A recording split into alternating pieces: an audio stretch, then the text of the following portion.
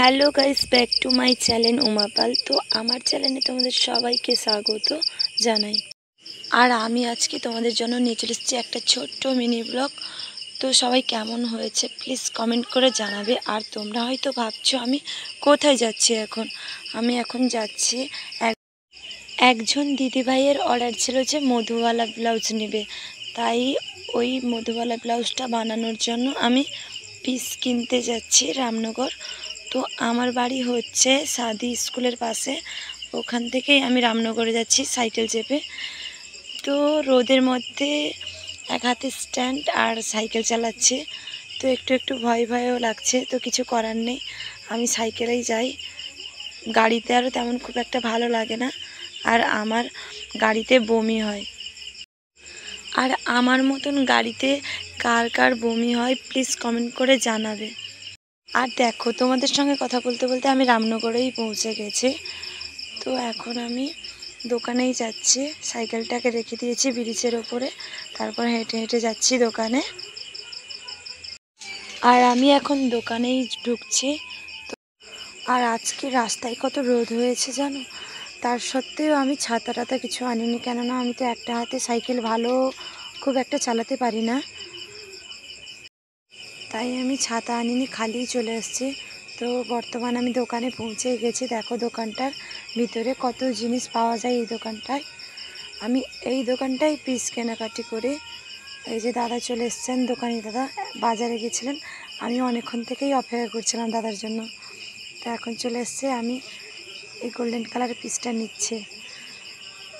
ওইটা ওই দিদিভাইয়ের শাড়ির সঙ্গে ম্যাচিং করা পিস, যে দেখতে পাচ্ছ পরে আছে এই শাড়িটা, ওর সঙ্গে ম্যাচিং করে ওই পিসটা নিচ্ছে। একটা আমার ব্লাউজ কাটাবো আর একটা দিদিভাইয়ের জন্য মধুওয়ালা ব্লাউজ কাটাবো, তার জন্য নিয়েছি সুতির পিস কিছুটা নিয়েছে।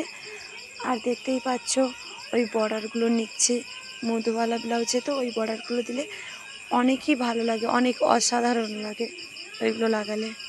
তো আমার এখন কেনাকাটি শেষ, তাই আমি এখন বাড়ি ফিরছি।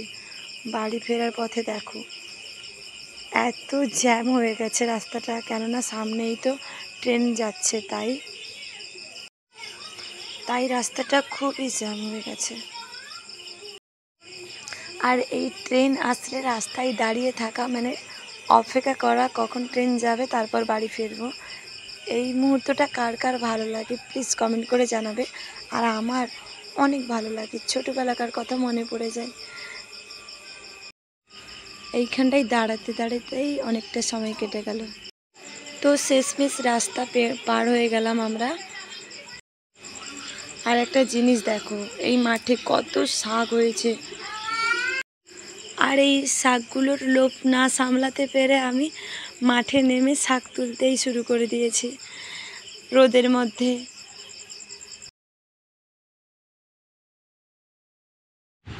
তো যাই হোক, আজকে আমার এইটুকুই ছিল ব্লগ। তো কেমন হয়েছে প্লিজ কমেন্ট করে জানাবে। আর তোমরা ভালো থেকো, সুস্থ থেকো, তোমাদের সঙ্গে দেখা হচ্ছে আবার পরের ব্লগে। আর আমার এই ব্লগটা পুরোটা দেখার জন্য তোমাদের জন্য আমার তরফ থেকে অনেক অনেক ভালোবাসা রইল। আর আজকে আমার এইটুকুই ব্লগ ছিল। তো সবাই ভালো থেকো, সুস্থ থেকো, আবার দেখা হচ্ছে পরের ব্লগে।